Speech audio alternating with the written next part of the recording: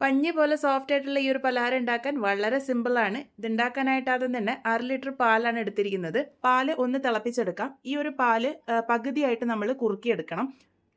High ഫ്ലെയിമിൽ വെച്ച് ചൂടാക്കിക്കോളൂ. ഇടയ്ക്കിടയ്ക്ക് ഇതുപോലെ ഇളക്കാൻ വേണ്ടി മറക്കരുത്.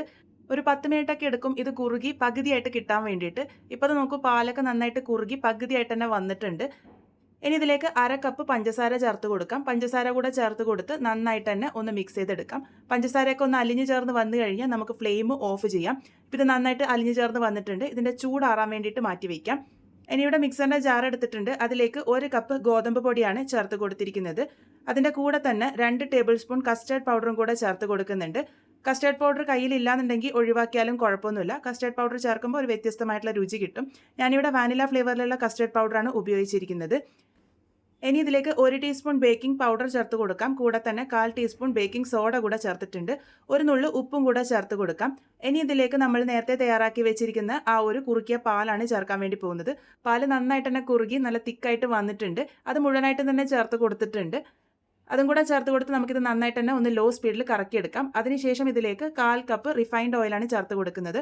മണമില്ലാത്ത ഏത് ഓയിൽ വേണമെങ്കിലും ചേർക്കാം. ഇതിന് പകരം ബട്ടറോ നെയ്യോ ചേർക്കാവുന്നതാണ്. ഇതെല്ലാം കൂടെ മിക്സ് ചെയ്തിട്ട് ഇപ്പോൾ ഈ ഒരു കൺസിസ്റ്റൻസിയിലാണ് ഉള്ളത്. ഇതൊരല്പം കട്ടിയായിട്ടാണ് ഇരിക്കുന്നത്. അതുകൊണ്ട് ഞാനിവിടെ 2 ടേബിൾ സ്പൂണോളം വെള്ളം ചേർത്ത് കൊടുത്തിട്ടുണ്ട്.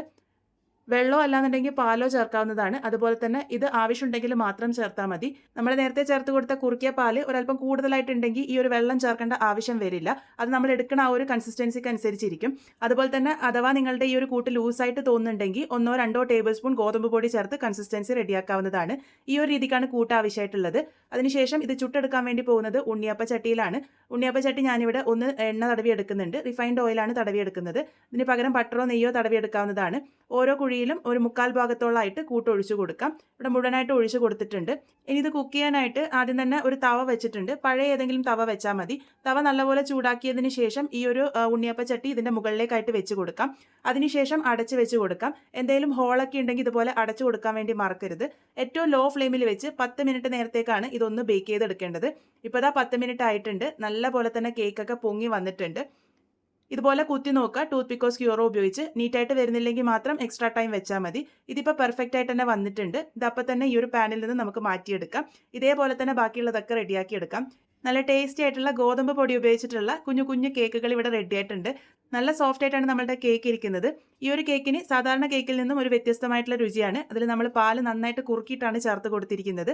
നല്ല സോഫ്റ്റ് ആയിട്ട് തന്നെ കിട്ടിയിട്ടുണ്ട്. എന്തായാലും ട്രൈ ചെയ്ത് നോക്കൂ. ട്രൈ ചെയ്ത് ഫീഡ്ബാക്ക്സ് പറയാൻ മറക്കരുത്.